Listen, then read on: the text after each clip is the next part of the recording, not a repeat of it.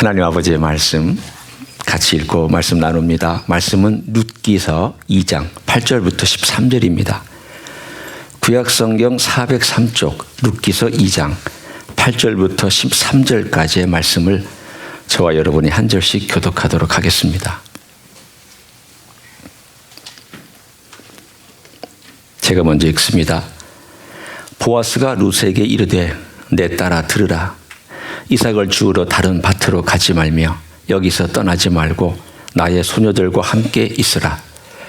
그들이 베는 밭을 보고 그들을 따르라. 내가 그 소년들에게 명령하여 너를 건드리지 말라 하였느니라. 목이 마르거든 그릇에 가서 소년들이 기르 온 것을 마실지니라 하는지라.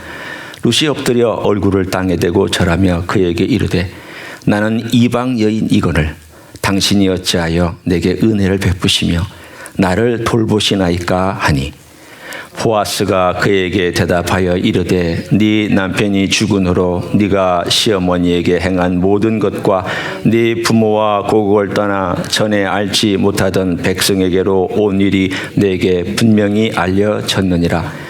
여호와께서 네가 행한 일에 보답하시기를 원하며 이스라엘의 하나님 여호와께서 그의 날개 아래에 보호를 받으러 온 네게 온전한 상 주시기를 원하노라 하는지라. 룻이 이르되 내 주여 내가 당신께 은혜 입기를 원하나이다. 나는 당신의 하녀 중에 하나와도 같지 못하오나 당신이 이 하녀를 위로하시고 마음을 기쁘게 하는 말씀을 하셨나이다 하니라. 아멘. 성경을 읽다가 제가 원하는 어떤 이해를 찾아야 되는데 찾지 못할 때 좀 당황스러울 때가 있습니다. 예를 들면 성경에 모범된 가정이 좀 어디 있을까? 창세기부터 요한계시록까지 아무리 뒤져봐도 잘 나오지가 않습니다. 여러분도 한번 뒤져보십시오. 야, 이 가정은 정말 예수 잘 믿고 본이 되고 자녀 교육을 잘했다. 이런 가정을 찾기가 참 어렵습니다. 그러면 목사로서 그런 예를 좀 드러내놓고 설교를 좀 하고 싶은데 없으니까 좀 당황스러울 때가 있습니다.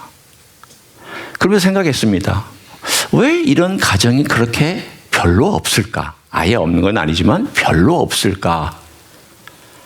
그것은 결국 우리가 죄인이라는 것을 성경이 드러내주고 있고 어느 가정마다 역기능이 있다라는 것을 성경은 우리들에게 보여주기 위해서 그런 것이다라는 제 나름대로의 결론을 내렸습니다. 모범된 가정을 봐도 거기에는 드러나지 않은 역기능이 있습니다. 완전한 가정은 없습니다. 조금 나아졌거나 조금 더 변화받은 가정은 있을 수 있지만 저 가정은 이것도 잘하고 저것도 잘하고 이것도 본이 되고 저것도 본이 되고 모든 면에서 성경적인 그런 가정이다. 제 목회 30몇 년 동안의 생활 속에서 여러분에게 자신 있게 말씀드릴 수 있습니다. 그런 가정 없습니다. 없어요. 적어도 제가 보는 상식선에서는 없습니다. 성경에도 없어요. 아브라함의 가정? 100세의 아들 얻었으니까 얼마나 애지중지 키웠겠어요. 그런데 그 이삭이 아들을 대하는 모습을 보면은 제대로 교육받은 것 같지 않아요. 그 아들 에서와 야곱이 어떤 관계였는지 여러분 아시잖아요. 야곱은 어땠나? 야곱의 가정도 엉망입니다. 역기능이 부쩍이나 많았습니다. 정말 하나님의 은혜가 아니었으면 모래처럼 산산조각 나서 부서질 듯한 그러한 아들들이었습니다. 그러면 사무엘은 어떤가요? 엘리는 말할 것도 없죠. 이건 엉망진창의 정도가 아니라 이스라엘의 저주를 가져온 아들들이었습니다. 사무엘은요? 사무엘 아들들 때문에 이스라엘 백성들이 모여서 왕 달라고 외쳤습니다. 왜냐하면 당신의 아들들은 뇌물 먹고 재판을 그르게 합니다. 그 위대한 사무엘도 아들 교육은 못했습니다. 그러면 다윗은 어떤가요? 여러분, 다윗의 아들들이 제대로 된 아들 있었습니까? 별로 없습니다. 자기들끼리 죽이고 자기들끼리 싸우고. 그러면 누가 있을까? 구약에 여러분이 창세기부터 요한계시록까지 찾아보십시오. 찾기 너무 힘듭니다. 신약에는 또 그런 얘기가 잘 안 나오죠. 명령만 있고 가르침만 있을 뿐입니다. 그런데 그 중에서 그 어려운 가정 가운데서 제 마음에 들어오는 한 가정이 있습니다. 이 가정이 바로 룻과 나오미와 룻의 가정입니다. 그런데 이 가정의 출발은 참 힘들었습니다. 이민 같습니다. 이스라엘 땅에 흉년이 있으니까 좀 뭔가 살아보자고, 그리고 우리가 좀 뭔가 견뎌보자고 모압 땅으로 이민 갔다가 쫄딱 망했습니다. 아버지 죽었죠. 남편 죽었죠. 두 아들 죽었습니다. 10년의 기간에 걸쳐서 남자 3명이 다 죽었습니다. 그리고는 나오미, 그리고 며느리 둘만, 달랑 여자들만 남았습니다. 그러니 이 이야기를 우리가 처음에 읽을 때 뒷부분을 모른다면 참 지지리도 복이 없다. 이렇게 복이 없느냐. 이민 갔으면 잘 살아야지. 여러분 그렇잖아요. 여러분도 우리도 다 이민 온 사람들이잖아요. 그러면 이민 왔으면 잘 살아야지. 이민 와서 이렇게 고생하고 이렇게 지지리도 복을 못 받으면 사람들이 뭐라고 그러겠습니까? 도대체 얼마나 나쁜 짓을 해가지고 얼마나 어리석고 얼마나 많은 문제가 있으면 처모양 저꼴이냐, 이렇게 사람들이 손가락질 할 수도 있는 그러한 가정이 나오미 가정이었습니다. 그런데 나중을 보면 위대한 가문이 됩니다. 처음에는 처참한 가문이었다가 위대한 가문이 되는데, 어떻게 해서 그렇게 변화할 수 있었을까? 위대한 꿈을 꾼 것도 아닙니다. 위대한 가문이 되겠다고 교훈을 내세우고 훈련한 것도 아닙니다. 무슨 위대한 사업을 벌린 것도 아닙니다. 위대한 원대한 계획을 세운 것도 아닙니다. 그런 거 여러분 혹시 룻기서를 읽다가 발견하신 적이 있습니까? 저는 발견할 수가 없었습니다. 그들은 그냥 하루하루 일상 속에서 최선을 다하면서 살다가 어찌어찌 하다 보니까 위대한 가문이 되었습니다. 제가 오늘 이 나눌 것이 뭐냐면 어찌어찌 하다가, 요거예요. 어찌어찌 하다가가 도대체 뭐냐라는 거예요. 근데 이건 굉장히 중요합니다. 도대체 누가 어찌어찌 했고 어떤 자들이 어찌어찌 해서 어떻게 해서 어떻게 이렇게 저주받은 가문에서 축복받고 축복을 나눠주는 가문이 되었는가, 그런 집안이 되었는가, 오늘 그걸 저는 여러분과 함께 나누려고 합니다. 자, 여기 보면 우리가 읽은 본문 중에 이런 표현이 있습니다. 12절에 참 멋있고 아름답고 귀한 표현입니다. 여호와께서 네가 행한 일에 보답하시기를 원하며 이스라엘의 하나님 여호와께서 그의 날개 아래 보호를 받으러 온 너에게 온전한 상 주시기를 원하노라. 이 중에 제 눈에 정확하게 너무 아름답게 들어온 표현이 있습니다. 그 표현은 그의 날개 아래 보호를 받으러 온 너에게 라는 표현입니다. 이 표현을 보면 룻에게 하는 말이지만 사실은 자기 조상들이 받은 혜택이에요. 보아스의 조상은 누구냐? 라합입니다.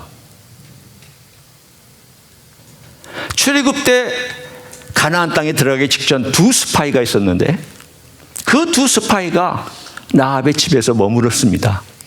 여러분 다 아시는 이야기 간단하게 설명하면 그 중에 한 사람이 살몬이라는 유다 지파의 사람인데, 아마도 또 한 사람은 베냐민 지파였을 수도 있고 다른 지파에서 우리는 모르지만 살몬이라는 사람은 이름이 알려져 있습니다. 이 사람하고 라합하고 결혼을 했습니다.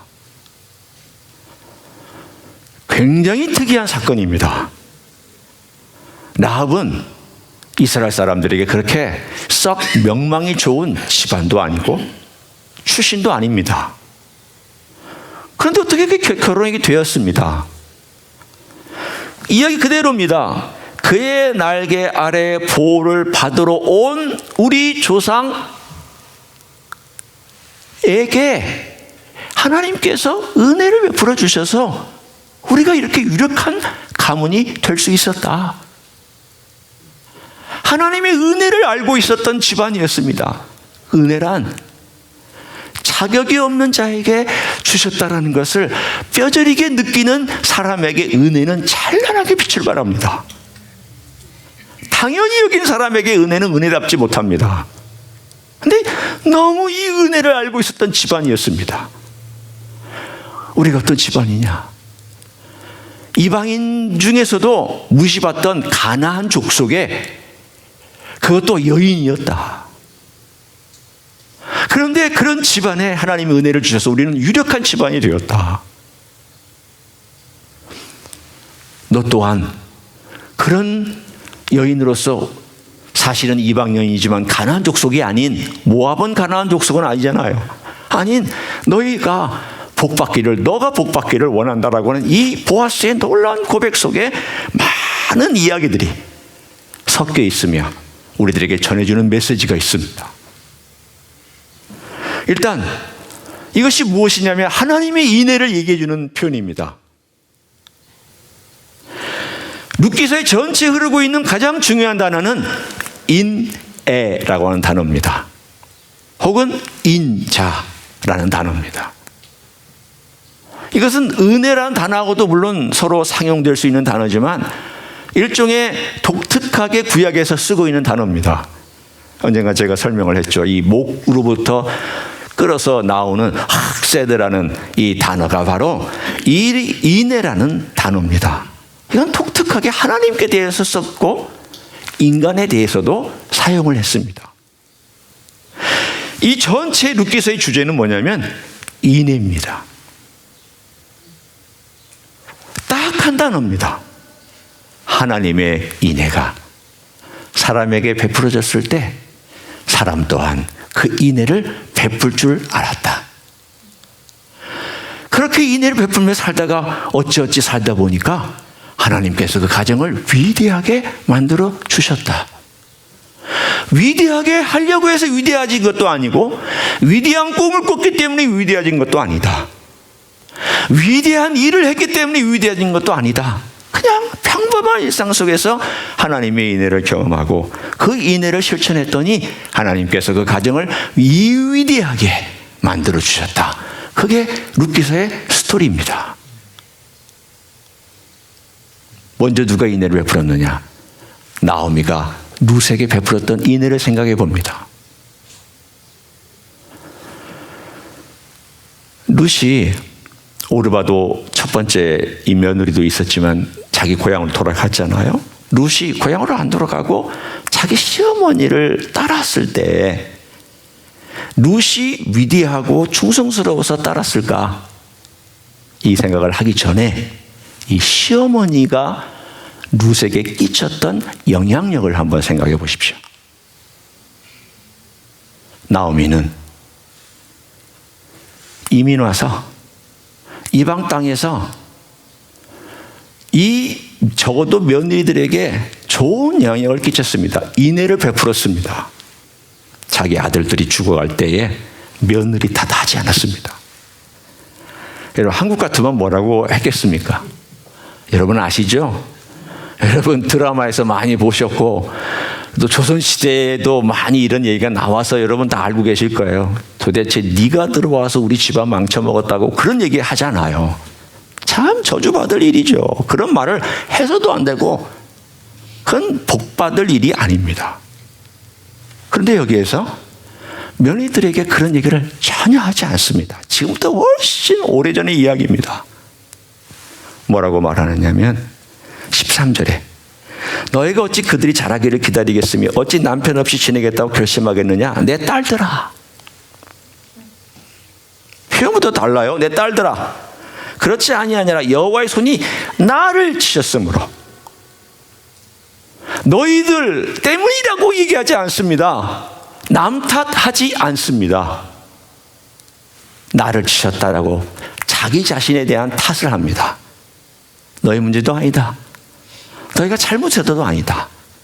여호와께서 나를 치셨다. 치셨다는 말은 일반적으로 내가 고난을 당해서 뭔지 모르지만 이것이 우리의 잘못인지 혹은 하나님께서 고난을 가져오신 것인지 뭐라고 해결되지 못하지만 이 구약에서 표현하는 방식들입니다. 욥도 그렇게 표현했습니다. 여호와께서 나를 치셨다라고 얘기를 했습니다.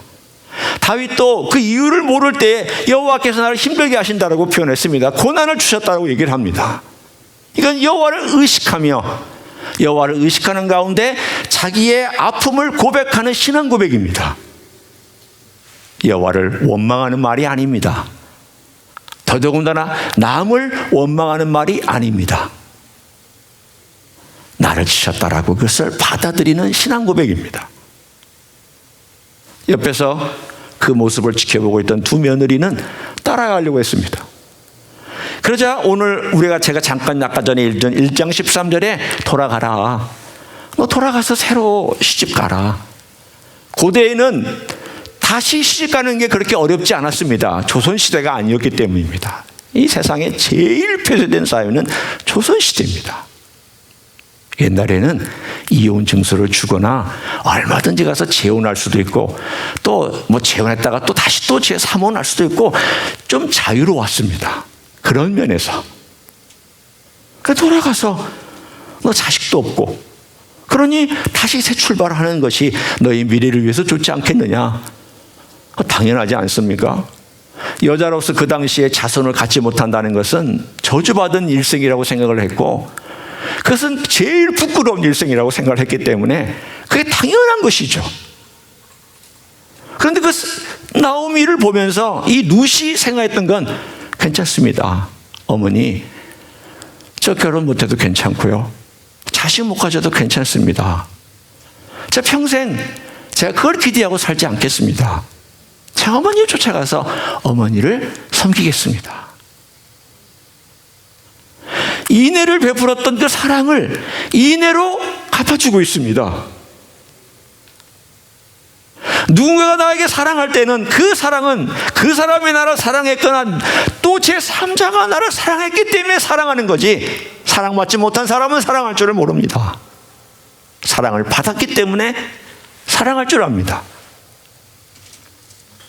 나오미로부터 사랑을 받은 룻은 그 자기 어머니 시어머니에게 인애를 베풉니다. 그러니까 시어머니로부터 받은 인애를 시어머니에게 베푸는 거예요. 또 인애는 이렇게 흐르도록 되어 있습니다. 룻이 위대해서가 아닙니다. 룻 충성되죠. 그 저는 부인하지 않습니다. 훌륭한 여인입니다. 그러나 나오미 또한 어떤 의미에서는 더 훌륭한 여인입니다. 자기의 받은 이 고난과 아픔을 남 탓으로 여기지 아니하며 여호와께서 탓으로 여기지 아니하고 나를 치셨다. 내게 뭐가 문제가 있는지 난 잘 모르겠지만 일단 나를 치셨다. 받아들이고 있는 이 믿음의 자세를 며느리가 보고 신앙 고백까지 합니다. 저는 어머니가 섬기는 여호와를 따라가겠습니다. 어머니가 그렇게 고백하고 있는, 복받아서가 아니에요. 잘 살아서가 아닙니다. 돈이 많아서도 아니에요. 나오미에 뭘 받겠습니까? 그 믿음이 진짜라는 것을 봤지 않습니까? 인격이 진짜라는 걸 보지 않았습니까? 그러니까 나 여호와를 섬기겠다고 따라왔습니다. 따라와서 뻔하잖아요. 그 시어머니 아무것도 없습니다. 재산 없습니다. 돌아오면 아마도 홈리스처럼 살아야 될지 모릅니다. 어쩌지 해서 그들이 이삭에 떨어진 것을 주워서 사는 그러한 삶을 살아야만 했습니다. 그 당시에 여인들의 삶이라는 것은 남자 없으면 정말 위험하고 어렵습니다. 할 수 있는 길이 뭐가 있었습니까? 남의 밭에 가서 떨어진 이삭 줍는 거. 그것도 떨어진 이삭을 안 줍는 경건한 사람의 밭에서나마 그나마 주울 수가 있었습니다. 이 시대가 어느 시대였는데요? 사사시대입니다. 여러분, 사사시대에는 도덕과 윤리도 없고 다 자기 옳다고 살아갔던 시대입니다. 하나님 법이 통용이 안 됐습니다. 그러니 이삭 거두다가 땅에 나달들이 떨어져 있으면 이거 어떻게 했겠습니까? 하인시켜서 다 쓸어갔습니다. 그럼 가난한 자나 여인들은 어떻게 살겠습니까? 못 살죠. 굶어 죽으라는 얘기였습니다. 가난한 사람은 그냥 그대로 죽으라는 얘기였습니다. 그런데 어느 날 보아스의 밭에 갔더니 보아스는 하인들이 쫙 한번 훑고 간 다음에 떨어진 걸 줍지를 않습니다. 왜냐하면 가난한 사람들이 와서 주워가라고. 그런데 이 여인이 그렇게 하는 걸 보고 누구냐고 물은 다음에 이 여인이 나오미를 따라서 여기까지 온 사람이라는 얘기를 듣고는 오늘 본문에 그에게 이렇게 얘기를 합니다. 오늘 읽은 얘기 간단하게 얘기하면 다른 밭에 가지 말고 내 밭에서 이거 주워라. 그리고 목마르면 하인들이 또 물 더 먹어라. 그리고 남자 하인들을 시켜서 얘기합니다. 너 건들지 마라. 옛날에는 성희롱 많았습니다. 성적인 타락 많았습니다. 사사시대입니다. 보호해줬습니다. 그러자 이 여인이 제가 무엇이간데 나를 이렇게 생각해 주십니까? 그랬더니 오늘 이 말씀이 나온 거예요. 여호와의 날개 아래 보호를 받은 너에게. 너무 멋있는 말이에요. 우리 조상도 그랬다. 우리의 몇 대 할머니가 너보다도 사실은 더 무시받는 가난한 족속이었다.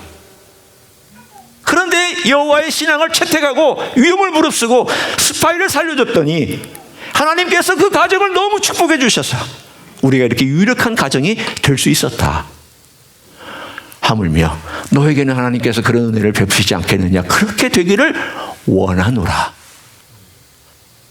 나오미의 인애와 룻의 인애와 보아스의 인애가 오늘 이렇게 여러 면에서 흐르고 있는 것을 우리는 볼 수가 있습니다. 너무 멋진 이야기입니다. 여러분, 제가 어찌하여라는 말을 했는데 첫 번째 어찌는 하나님의 인애고요. 하나님의 섭리고 두 번째 어찌는 인간들끼리의 인애예요.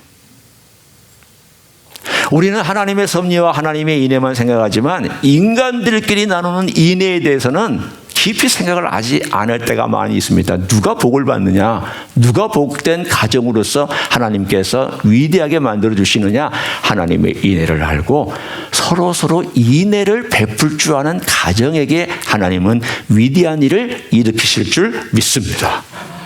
그게 하나님의 원리입니다. 교회도 마찬가지입니다. 교회도 가정의 연장선에 있습니다. 그러면 누가 복을 받고 어떤 교회가 복을 받느냐? 하나님의 인애를 안다면 그 인애를 같이 나눠주고 베풀 줄 아는 사람이 복을 받습니다. 저는 그래서 이야기를 통해서 한 3가지만 우리 교훈과 적용을 나누려고 합니다. 첫 번째는 하나님의 섭리와 인애에 자기 자신을 맡길 줄 알아야 돼요. 물론 처음에는 모릅니다. 나오미 몰랐습니다. 룻도 몰랐습니다. 그러나 적어도 그가 다시 돌아왔을 때에는 내가 그 땅을 떠나지 말았어야 됐다라고 하는 생각이 있었을 거예요. 하나님의 원리는 뭐냐면 약속의 땅에 머물면서 그 땅에서 힘들고 어렵더라도 견뎌내는 거예요. 그런데 자기 남편 엘리멜렉이 그걸 피해서 도망가서 재산 다 팔고, 물론 원칙대로라면 50년 만에 그 재산은 돌아오게 되어 있지만 그것도 보장이 없습니다. 왜냐하면 사사시대이기 때문에. 다 팔고 50년만큼의 돈을 가지고 해외로 나간 것입니다. 그게 이스라엘의 법이었습니다.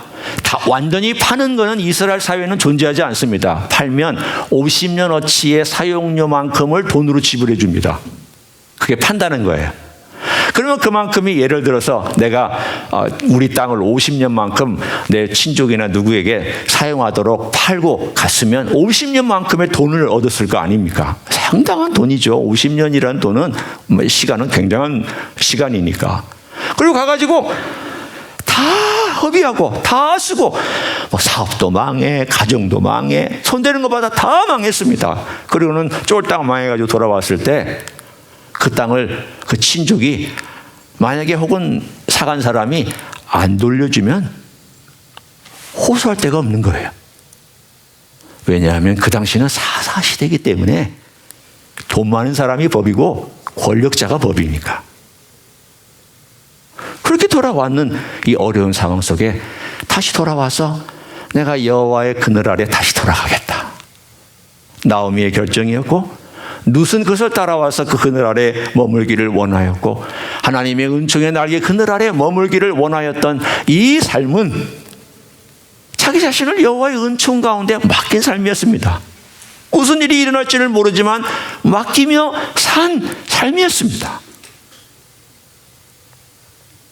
여호와의 인애를 아는 사람은 고난 가운데도 여호와의 인애를 기대하면서 자기 자신을 맡길 줄을 압니다. 두 번째는 고난 가운데도 인애를 베풀 줄 아는 것입니다.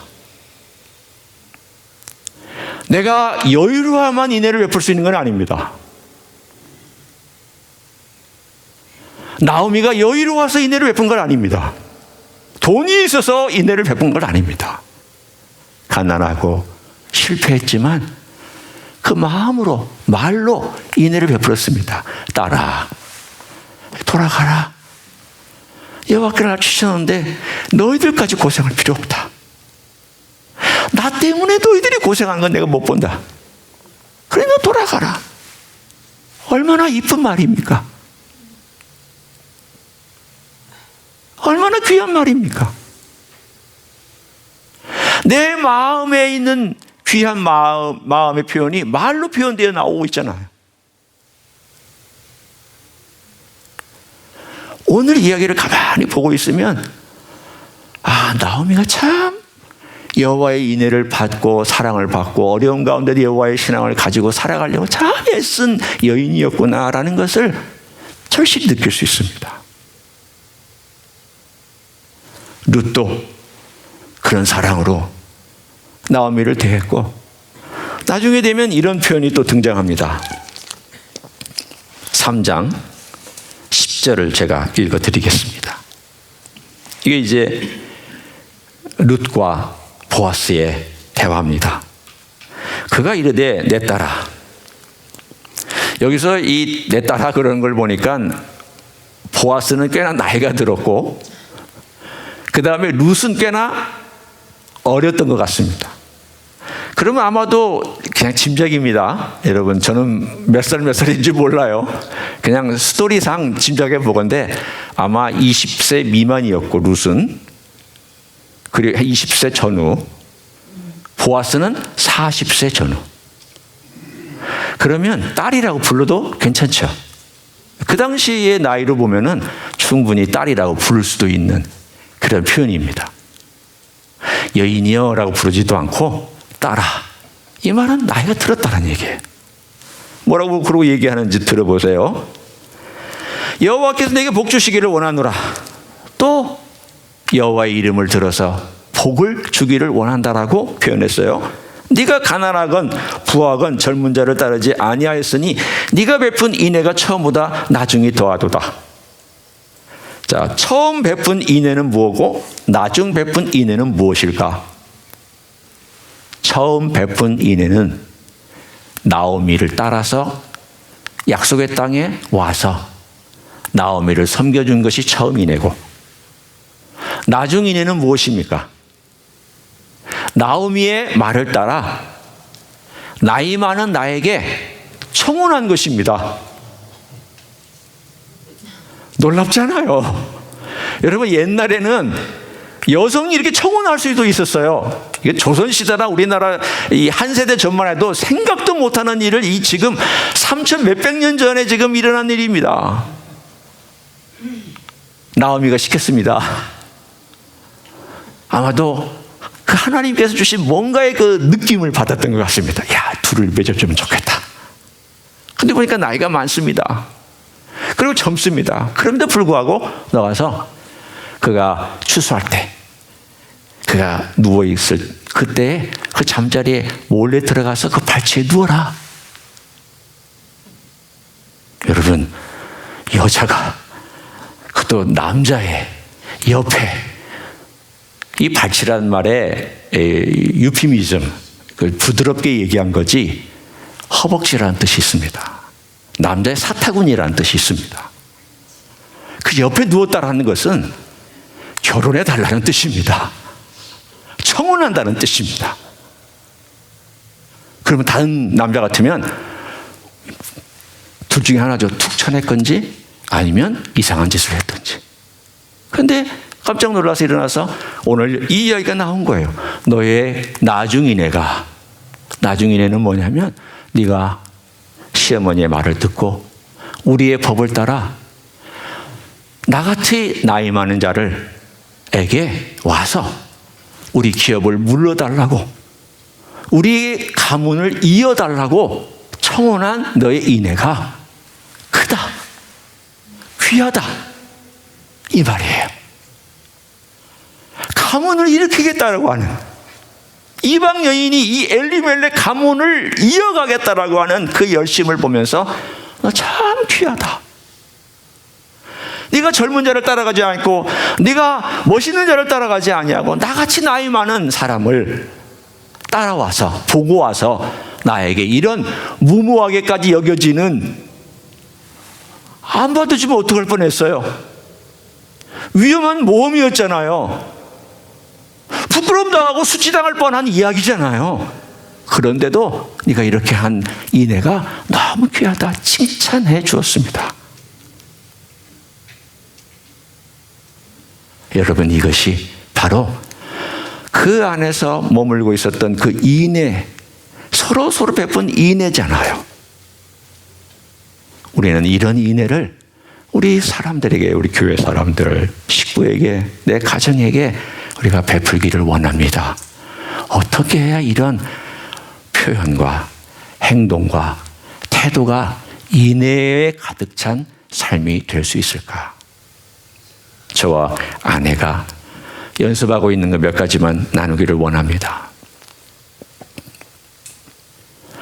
그 중에 10번째가 뭐냐면, 그게 아니라, 그게 아니고, 요 말투를 고치자고 한 거예요.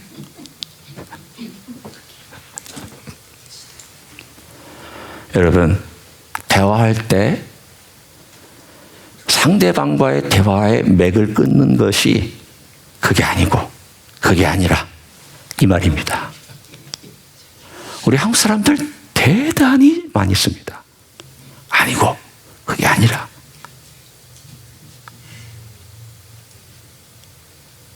일단 받아주세요. 어떻게? 그럴 수 있겠구나.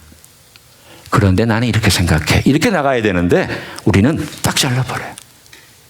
그게 아니고. 그래서 우리는 서로 지적해 주기로 했어요. 내가 만약 그게 아니고 말하면 이야기 딱 스탑하고 지금 그게 아니고 했다라고 지적해 달라고 했어요. 저에게도 그런 말 표현이 많더라고요. 제가 아내를 지적하는 것보다 아내가 저를 지적하는 게 훨씬 많아요. 몇 대 몇이라고는 제가 얘기하지 않겠습니다. 이거 바꾸셔야 돼요. 덕을 세워주셔야 돼요. 인애를 베푸는 것은 말의 표현, 상대방을 인정하는 그 표현이 인애예요. 나오미의 말투를 보세요. 상대방을 탓하지 않아요. 그게 아니고 이런 말 하지 않아요. 딸처럼 대우하면서 그 딸이 잘 되기를 위해서 애쓰잖아요. 두 번째는 남의 흉보는 거예요. 남의 말은 별미라고 그러더라고요. 어떤 사람이 그런 얘기를 해요. 너무너무 졸려서 운전하다가 졸려 죽겠는데 남의 흉 보니까 갑자기 잠이 확 깨더라고. 그래서 세상에 잠 깨는 제일 최고의 비밀은 남 흉 보는 거라고 그런 얘기를 하면서 웃었던 그런 얘기가 있는데, 여러분도 그렇죠? 남 흉 보면 얼마나 신나는지 몰라요. 근데 목회자니까 부부끼리 그런 얘기를 할 때가 있어요. 어떤 성도에 대한 그런 이야기를 하다가, 그러다가 이런 얘기를 해요. 우리 그 사람을 정죄하거나 판단하는 일을 할 때에는 거의 스탑하자. 스탑 못하면 당신이 이거 스탑하자라고 얘기를 하라. 당신 못하면 내가 얘기할 테니까. 여러분, 남 얘기는 가능한 한 안 하는 게 좋아요. 긍정적인 얘기를 할 때는 좋지만 부정적인 얘기할 때는 하다가 이게 좀 너무 과하다 싶으면 스탑하셔야 돼요. 남 얘기 좋은 거 아닙니다. 세 번째는 자기 얘기를 막 하고는 남이 얘기하면 안 들어. 딴 데 가거나 딴 짓 하거나 막 먹거나. 제가 그러니까 노래방 얘기했잖아요. 노래방 가면 한국 사람들 남 하는 노래 안 들어요. 왜 안 듣는 줄 아세요? 자기 노래 찾느라고, 막 번호 찾느라고 남이 뭐 노래하는지 전혀 신경 안 써요. 꼭 우리의 생활이 노래방 스타일 같아요. 막 자기 얘기는 강하게 하는데 남 얘기가 하면은 무슨 얘기 하는 거야 지금? 그리고 살아갈 때가 많아요. 여러분, 우리의 가장 기본적인 태도는 남의 얘기를 들어주는 데서부터. 그리고 그럴 수 있겠구나. 힘들었겠구나. 저 정말 잘 못하는 사람이었습니다. 지금도 연습하고 있습니다. 저희 교회에서 영성에 제일 뛰어난 사람을 여러분 누군지 아시나요? 모르시죠? 저 김 목사 아닙니다. 장로님, 권사님들 아니에요. 옆에서 예배드리고 있는 한 청년이에요. 이 청년이 공부를 하는데 무슨 공부할까 그랬더니 이렇게 얘기를 해요. 목사님, 저는 죄인이에요. 목사님이 뭘 가르치셔도 괜찮아요. 깜짝 놀랐어요. 이 친구는 자기가 죄인인 것을 아는구나. 지금 농담으로 한 말이 아니에요. 진지하게 한 말이야. 자기가 살아온 삶이 얼마나 죄인인지, 걸어왔던 삶이 얼마나 죄가 많은지를 뼈저리게 인정하고 있는 아이예요. 제가 자세하게 그 아이의 어떻게 걸어왔는지는 뭐 얘기할 필요는 없지만 알고 있어요. 그래서 목사님 뭘 가르치셔도 괜찮아요. 저 다 받을 준비 되어 있어요. 영성이 뛰어나요. 여러분, 뛰어난 영성은 자기가 주인인 줄을 아는 사람이에요. 그 하나님의 말씀을 자기에게로 받고 적용하려고 하는 사람이에요. 그렇지 못하는 반대는, 영어의 표현을 제가 쓰면은 딕테이터. 딕테이터 그러면 여러분 아시는 단어예요. 독재자. 근데 그 동사가 딕테이트예요. 그 말은 명령하다, 일방적으로 막 권위를 가지고 막 얘기하다, 큰 소리로 얘기하다. 그리고 딕테이션은 뭐냐면 그렇게 막 일방적으로 얘기하는 것을 받아 적는 것까지 포함되어 있어요. 딕테이션이 좋네 그러면 막 말하는 것을 국회 서기아들이 막 다다다다다다 받아 적잖아요. 그래서 토시 하나 안 변하고 다 받아 적어요. 거기서 웃음 그러면 웃었으면 웃음까지 다 적어요 거기다가. 그리고 콜록콜록 했으면 콜록콜록 그거까지도 적어요. 그걸 딕테이션이라 그래요. 우리의 삶 가운데 딕테이션 할 때가 참 많아요. 왜 그럴까? 제가 생각하는 두 가지예요. 하나는 CEO나 단체의 장이나 혹은 정말 크게 성공한 사람들은 이 딕테이트 하는 경향이 있어요. 왜냐하면 자꾸 명령을 내렸잖아요. CEO니까. 근데 그 위험에 있는 사람이 누구냐면 목사예요. 제가 한국에서 가만히 뒤돌아보니까 내가 딕테이터한 사람이었구나 라는 걸 알았어요.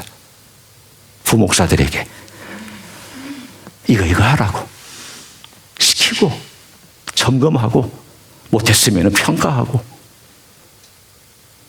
나에 대한 평가는 소홀히 하면서 부목사에 대한 평가는 냉정했던 제 모습이 딕테이터였던 것이죠. 그러니까 CEO가 그런 위험이 있어요. 성공한 사람이 그런 위험이 있어요. 왜? 내 말은 다 들었거든, 사람들이. 또 하나는 뭐냐면 자존감이 낮은 사람이에요. 자존감이 낮은 사람은 이 자존감이 낮은 것을 뭘로 채우냐면 내가 말했는데 안 들었어? 그럼 화를 내요. 짜증을 내요. 그리고 섭섭하게 생각해요. 내 말 안 들었다고. 내 뜻대로 안 했다고.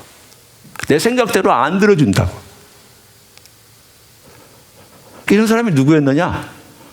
저였어요. 딕테이터 같은 사람이기도 했고 자존감이 낮아서 내 말 안 들으면 나도 모르게 갑자기 나오는 이러한 감정적인 표현들. 아, 내가 그랬구나. 여러분, 우리의 삶은 인내는 바로 이때 역사하기 시작합니다. 그래서 세상 사람들이나 세상 상담가들은 뭐라고 가르치냐면 너 자존감이 낮거나 그러면 너 자존감 좋게 하기 위해서 스스로에게 말해. 너 괜찮은 아이야. 괜찮은 사람이야. 그거 아닙니다. 성경은 그렇게 가르치지 않습니다. 성경은 어떻게 뭐라고 가르치냐면 제가 비밀을 얘기할게요. 성경은 예수님의 인애를 배우라라고 말씀합니다. 예수님이 얼마나 인애로우신 분인가를 네가 경험하고 그 예수님의 인애를 체험한 그 인애를 가지고 인애를 베풀어라. 그렇게 인애를 알려면 예수님의 인애를 묵상해야 되고 받기를 위해서 갈급해야 되고 간구를 하셔야 돼요. 기독교인은 그 예수님의 인애가 안으로 들어와야 자존감이 높아져요. 세상 사람들의 방식으로 자존감 높이려고 하지 마세요. 세상의 상담가들이 주는 그걸로 인애를 높이려고 하지 마세요. 예수님, 그분에게 집중해서 그분이 나를 얼마나 사랑하셨나. 그분이 인애를 얼마나 나에게 베푸셨나. 나같이 주님의 날개 그늘 아래 보호를 받으러 온 나 같은 사람에게 주님이 인애를 베푸셔서 지금의 나를 만들어 주셨다. 얼마나 감사하냐. 얼마나 귀하냐. 얼마나 은혜를 베풀으셨느냐. 그걸 머릿속에 자꾸 담고 가슴에 담으면 나도 모르게 그 인애를 실천하게 되어 있어요. 자존감이 높아지니까 남이 좀 뭐라고 해도 그럴 수 있구나. 자존감이 건강한 사람은 남이 좀 상처 주는 말을 해도 그냥 넘어가요. 짜증내는 사람이 있어도 뭐 짜증내네. 그러고 넘어가요. 그러니까 상처를 쉽게 받는 사람이 어떤 사람인가 하면 자존감이 낮은 사람이에요. 여러분, 우리는 주님 앞에서 우리 자신을 좀 잘 점검해 보기 원합니다. 이건 저의 경험이니까 여러분이 잘 생각해 보시고 내가 그런 사람인가? 그렇다면 어떻게 해야 할까? 저는 여러분에게 해답까지 알려드렸습니다. 나오미, 비록 어려움이 계속 있었지만 여호와께서 자기에게 생명 주시고 또 그 날개 그늘 아래 여전히 찾아와서 보호받기를 원하고 룻도 그 은혜 가운데 보호받기를 원해 찾아오고 여호와의 인애를 간구하고 갈급했더니 여호와께서 보이지 않는 손으로 그들의 삶 가운데 인애로 채워주시는 것을 더 경험하고 그러면서 사람과 사람 사이에서 인애를 베풀기를 마다하지 아니했습니다. 말로나 행실로 인애를 베풀었더니 몇 대 후에 가서 하나님께서 다윗을 일으켰고 그 한참 후에 그 라인에서 메시아를 보내주셨습니다. 그거 알고 했겠습니까? 나오미가 알고 인애를 베풀었겠습니까? 룻이 그런 위대한 계획이 있으리라고 생각이나 하고 인애를 베풀었습니까?